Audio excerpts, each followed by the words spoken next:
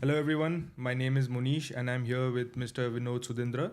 He's a part of Seguro Real Estate and we are here to have a freewheeling chat about the real estate market. Hi Vinod, how are you doing? I'm good, Manish. Thank you. Right, so let's get started. I would just like to understand, for starters, why is real estate considered more stable than other instruments such as gold, bonds, and stocks? Yeah, I think a classic dilemma that every investor has, I have some money and which is the right instrument, which is the right avenue to invest in. So while each of these asset classes, as we call it, has its own place, right, in an investor's portfolio, right? Let's start with, let's say, bonds, right? Bonds are the most secure investment that one can go for.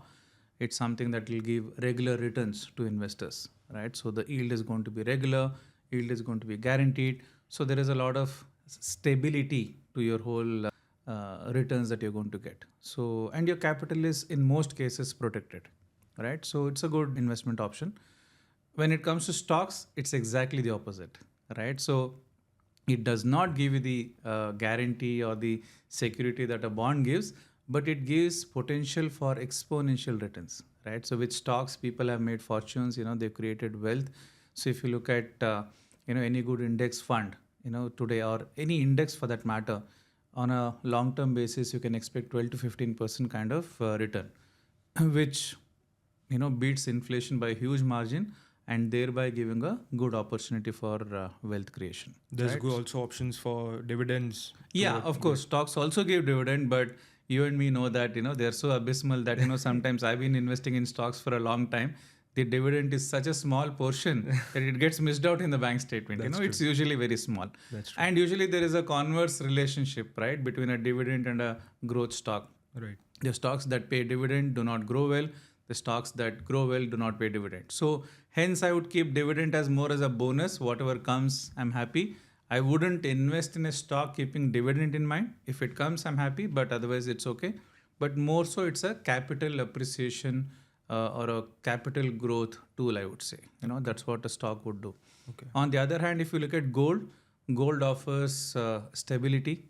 Gold offers certain amount of predictability in terms of what you can get from it, and also it's a real asset, right? It's a real asset. You have much more confidence owning gold than, let's say, stock or a bond, because stocks and bonds are still paper assets, Right. versus gold, which is a real asset. True. And gold also gives capital appreciation. So if you say, approximately about 8 to 10% on a long-term horizon. Yeah. And I know why you're smiling, because I know we spoke about gold, what gold has done in the last few years. But yes, of course, the last 2-3 years have been phenomenal when it comes to gold. It's got a bull run that we've never seen in the last decade.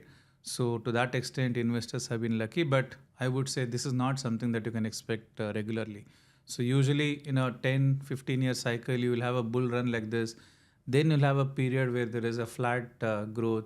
Then you also have a period where there is negative growth. Yeah. I know at this stage it's difficult to believe that gold can give negative, but there are periods, even in the last 10 years, gold has given negative annual return. That's true. But on an average, if you look at a period of 8 to 10 years, it gives about 8 to 10% annualized returns, barring this last few years if you remove that. Yeah.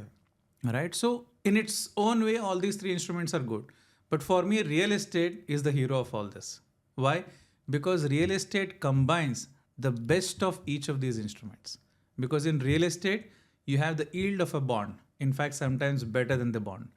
And you have capital appreciation of a stock, and sometimes better than a stock. And you have stability of a gold, and sometimes better than gold. That's true. Right? So the yield, the growth, and the stability that each of the other three instrument offers, you get all of that put together in real estate. And that's like the best of all worlds for an investor. And that's where real estate scores. And that's where traditionally you've seen that real estate is the number one asset class when it comes to wealth creation, when it comes to wealth preservation as well. So That's good. Let's also address the elephant in the room, which is the crypto market, which has been a very, high attraction instrument for newbies, especially. What are your thoughts on that? And you think the kind of returns someone has made in real estate can be done on crypto market as well? Crypto is good. I mean, new kid on the block. So definitely crypto offers tremendous amount of potential for investors, because if you see crypto these days are being increasingly adopted by many governments in many formal institutions, right? However, having said that, it's very far and few, right? So if you look at Dubai is one of the place which has adopted crypto very well. In fact, you can do a lot of legitimate transactions by using crypto, right? So government is planning many public services. In fact, you can in future pay bills using crypto. You can, I mean, even today you can buy a lot of things with crypto in Dubai. But barring countries like UAE and cities like Dubai, there are very few countries that have adopted crypto in its full form. So to that extent, it's still miles away before it can become a legitimate investment option. Right now, it's a fad. I think people are jumping onto the bandwagon. I know Bitcoin crossed 100,000 USD, Yes. and people have made lots of money. But it's still in the area of speculative investment, according to me, as of now. It's still not a very mainstream investment. So of course it will become mainstream investment in times to come, but it's some time away. I think that stocks and crypto market, attract a lot of new investors because of the entry barrier. There is low entry barrier, right? People with limited investments can start into stocks and crypto market, whereas people always say that the real estate is only for the rich. So tell me something, how can someone with limited supply of funds get into real estate, start real estate? Well, that's a very wrong misconception, I can say. It's a misconception because I bought my first property when I was 22 years. And when I was earning, I don't know, 1 by 20th of what I was earning, what I'm earning today. So it's not the money that matters, it's the mindset that matters, right? So because real estate is the only asset class where you can take the help of leverage, right? So you can't today walk into a bank and say, give me loan because I want to buy stock. They're going to chase you away, right? So no bank is going to welcome you saying that, oh, you want to buy stock? Come on, let me give you loan. That's true. But you walk into a bank and say, I want to buy a home. They're going to put a red carpet to you and welcome and say that, yes, we will give you loan. True. So that's one of the biggest advantage that investors can bank on. I mean, the investors can utilize it if you utilize it smartly. The mortgage available with banks, and particularly if you look at markets like Dubai, mortgages are available at 4 to 4.5%. I mean, sometimes even lesser, depending on what kind of relationship you have with the bank. Now, with that kind of an interest rate, it's a no-brainer because your rental yields are about 6 to 8%, and your interest on capital is about 4 to 4.5%. So it's a no-brainer to look at mortgage, leverage it, and then buy property. So, and when you do that, you do not require the whole capital. You hardly require 20-25% of the capital to start off, post which, of course, you can service the mortgage. If you're going to use the property for yourself, in most cases, at least in places like Dubai, your rent would be higher. In fact, your EMI would be lower than the rent that you pay. Or if you're going to rent it out, of course, your rents are going to cover the mortgage. So that's a smart way to own a property. So hence, real estate is not only for rich, it's for everyone who has the mindset to grow capital and grow money. Right. So from the past conversation, what I've understood is that land prices never depreciate, right? And this has been a lot of questions from a lot of the people I've been talking to. So tell me something, why is that? Why does land price does not depreciate? Well, there are several factors to it, right? So first of all, we need to understand that land is a finite asset, right? Unlike any other asset class that we're talking about. Today, let's say gold. There could be more gold mines that people have not discovered. So tomorrow you may have some country which will get up and say, oh, we found a gold mine and we're going to get more gold, and hence there may be more supply. Yeah. Right. So if you talk about stocks, there may be more companies that will go public, and you will have more such opportunities coming in. Bonds can be underwritten by governments. They can create more bonds. Yeah. Whereas when it comes to land, it is finite. It is not infinite. Right. This planet has a finite piece of land parcel. And if you look at particularly within that, cities that are growing, cities that are doing well, has a very limited land parcel. True. Now, and hence there is no way that your land is going to depreciate. It is only going to appreciate. Yes, there could be a periods of time where there could be a slow growth or even no growth for that matter. Yeah. That's the worst thing that can happen with a land or a Land. property. Yeah. But depreciation is something that is very, very unlikely unless you're into distress sale. What's a distress sale? It's a situation where you know momentarily your property value is down, but you're in no position to wait for it to come up. Yeah. Because in real estate, what matters is holding power. Yeah. As long as you have the holding power, you will never lose money in real estate, because real estate as an asset class is known to protect your investment, known to protect your capital, right? But at times, there could be a possibility that the market may be going through certain cycles. Because of that, the prices could be little here or there. As long as you have the holding capacity, as long as you know you can hold that investment for some more time, you will never lose money in real estate. True. True.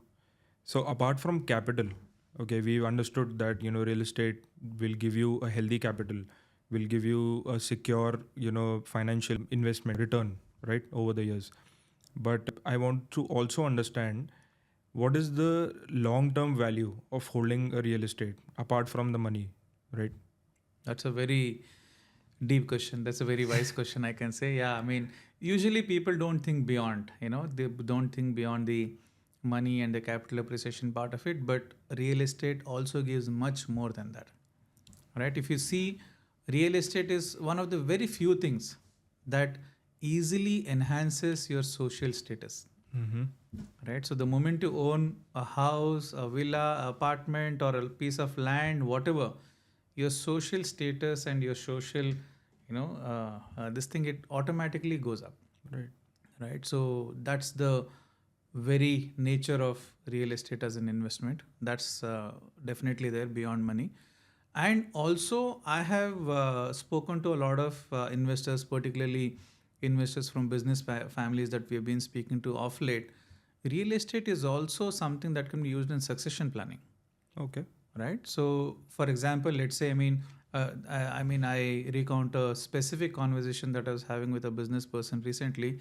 He said, I don't know if my children, I said, I congratulated him about the way he's built the business and it's for ages. He said, I don't know, because the way my children are growing up, I don't know if all of them would be interested, or if some of them would be interested, or if none of them would be interested. I Yeah. really don't know. Yeah. And it also bothers me in terms of, if there is a scenario of one of them not being interested in the business, how do I really do the succession planning? How do I take care of it? Sometimes I really do wonder. So that's when we discussed on how real estate can act as a tool for succession planning, because it's a simple thing, right? Of course, as your children grow, you don't know what interest they have, what kind of True. this thing they may get into. They may like your business, they may not like your business. And if you have an asset like real estate along with your business, you then have the flexibility to not, forcibly divide your business. We've seen in India, when you forcibly divide business, what happens, right? I don't want to take names, right? Yeah. So we've seen how when you divide business, instead of multiplying, it actually, goes down the drain. Right. So when sometimes business you cannot split, and if you want the business to be as one, you can actually use real estate as a balancer Okay. for your succession planning. Okay. Right. So that's where real estate can come in very, very handy. So succession planning is one way in which real estate can be used. And also, of course, tax planning that worldwide people do. In a place like Dubai, there is zero tax, there is no income tax, there is no tax from the income that you earn from the property, there is no capital gains tax, there is no property tax. That's definitely a sure shot way of taking advantage of that in this place. But even in other countries where the income is taxed and the capital gain is taxed, still there are a lot of SOPs given for real estate, and particularly when you borrow money for real estate. True. So you will also be able to save a lot of money by doing that. So I know, I have my relatives, my friends in US, who leverage on real estate funding, and then also use that to also offset some of their tax liability and all that. Okay. So there are many other benefits to real estate, not just the capital growth and the yields that you're going to get. Plus, just to add to what you said, I think having a home also gives you a sense of security, right? Yes, It gives you a sense of safety as well. Absolutely. And I know I have seen finance influencers talk about renting versus buying. There are very fancy spreadsheets that are made in terms of how it is viable to rent rather than buy and all that. Yeah. Because I am old school, right? Because there is no other comfort in this world than having your own home. True. Right? Let's leave all the numbers aside. Eventually, where are we earning?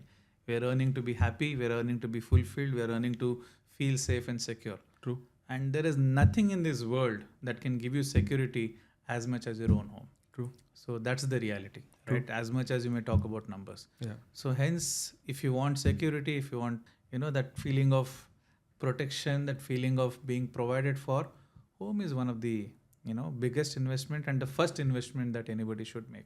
True. And of course, when you do that, you can then add on to your portfolio and add more investment, and it's going to add to your, social status as well, as I said. Good. Good. So far we've talked about real estate in general, but what I, along with all of my viewers, I'm sure would like to understand, what are the different types of properties, right? And do one have a better appeal than the other? Of course, I mean, all properties are not same when it comes to real estate. So if you see traditionally and historically, people have always been fascinated by waterfront properties. Okay. Right? So you talk about Dubai, you talk about US, you talk about UK, you talk about India, places like Mumbai, Chennai. Even today, Nariman Point is one of the most, costliest piece of real estate that True. one can own in Mumbai. True. Why? Because it is waterfront property. So there is a certain fascination, there is a certain appeal to a waterfront property. So in my mind, waterfront properties always come number one. And even if you talk about Dubai, places like Palm Jumeirah are the most prime investment that one can make. True. Right? So people who invested in Palm Jumeirah have definitely made pots of money, because there is a certain appeal, there is a certain interest when it comes to waterfront properties. Yeah, there is something mystical and magical about water, right? Which all of us would like to, like on a busy day, we say jump into a pool, Yeah. right? If you want to relax over a weekend, why don't we go to the beach? True. There is something so relaxing. And soothing about water. Yeah. And that's where if you can have a home in front of the water, why not? Nothing That's like the best luxury one can afford. True.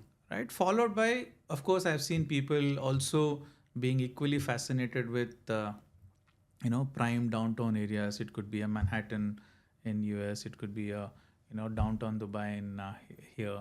It could be, as I said, Nariman Point or South Mumbai, any parts of South Mumbai in Mumbai.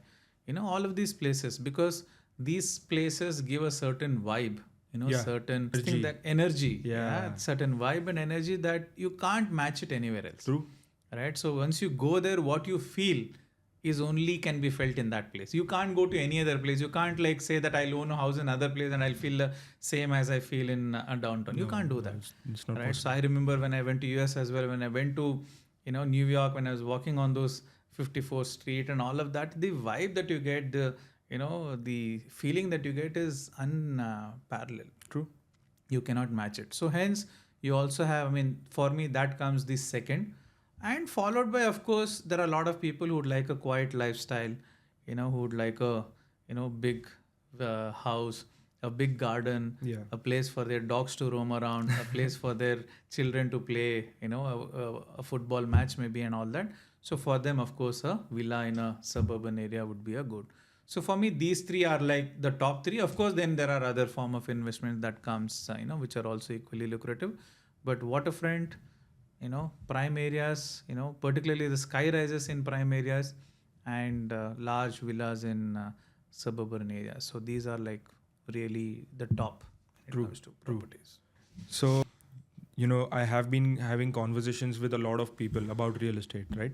So one of the things that I've picked from them is people don't want to invest in real estate because of the hassle that they, get with the property, in terms of managing the legal paperwork, managing the property after the purchase.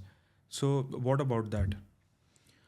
Yeah, of course. That's a very valid point because real estate sometimes comes with its own hassles and, in terms of the title itself, in terms of the paperwork, right? In terms of certain times ownership, multiple people claiming the same property. Then even after owning, I have had crazy stories that I've heard about, these kind of situations. So yes, I agree that there could be such situations, and particularly if you're in a country where the property laws are not very clear, and also justice system is not very fast. Yes, that's a very deadly recipe for walking into fire, I can say, because first of all the laws are not clear, which means there is certain amount of vagueness in terms of whether you own the property or not. True. So I think recently there is a ruling by one of the highest courts in one of the country that they said that just by registering the property you're not the owner. True. Yeah, I saw that. Yeah, so that's as crazy as it can get. So, if the registration does not guarantee me ownership, what else can? True. Right. So, yeah, those things are there. Those things can actually create a lot of stress for investors. And yeah, that's where I would, really appreciate a country like UAE, Yeah. because the kind of laws that are here to protect the property owners are extremely clear. All right. I haven't heard of a case where there is a second person coming and claiming that particular property. Right. So as long as there is a name on name of a particular person on a property, that person is the owner. Right. It's a very clear cut case here. And even tenancy, right? Tenancy laws are very, very clear here, and it's balanced. It protects both owners as well as tenants. So there is a very fair system that is in place to take care of both the stakeholders. And God forbid something does not go well, which happens, right? Yeah. Which happens when you're in an agreement. Yeah. It's assumed that some parties may go here or there on the agreement, and there may be dispute. And one of the beautiful thing about this place is the justice system is extremely fast. Okay. We are talking about resolution in a few weeks to a few months, compared to a few years and decades in other parts of the world. Yeah. So that makes it a little bit more sweeter or easier here, Yeah. particularly when you talk about owning real estate here. Yeah. Yeah. And what about property management after the purchase? Let's say I've got the property now. Okay. But now I have to manage it. How do I do that? Yeah, I mean, this is something that is now available across the world, I can say. Property management companies have come up, they are willing to take away your headache of managing the property on a day-to-day basis for a small fee. So if you are someone who doesn't want to get into the hassle of managing it, of course you can outsource it to a company that is going to do it well. Yeah. So you need to be, of course, careful in identifying that company and pass it to the right person. But if you do that, that is possible today. So which is not something that was very, very prevalent, let's say a decade back, particularly in other parts of the world. But today it is prevalent. Yeah, it is that's possible. true. That's true. Thank you so much for your insights. One last and final question. I would like to understand for our investors specifically, what is one final take that you can tell about the debate between real estate versus other asset classes? I would say every asset class has a place in your portfolio. Okay. Right. So because every asset class brings in something that the other does not bring in. Okay. But real estate should be the biggest part of your portfolio. Mm-hmm. Particularly, you should own real estate by leveraging, by using the borrowed funds, because that's the smartest way to do wealth creation. Right. So today, I'm talking to investors, even if you have $5 million in your bank account, I'm not advising them to invest all the $5 million in a property. Mm-hmm. Right? You're better off investing 20-30% of it in a property and take the mortgage for the rest. Whereas the other funds, you invest in other instruments so that you have liquidity as well as you have an asset, a real estate that is growing. Okay. So that's the smart way of doing it. So every asset class has a place in your portfolio, but real estate is a hero. Good. Thank you so much for this. I'm sure our viewers will enjoy this conversation and get some insight from whatever you've shed a light on. Thank you so much for watching, everyone. Please follow us, subscribe, and make sure to hit that bell button to get live updates on our upcoming videos. Thank you.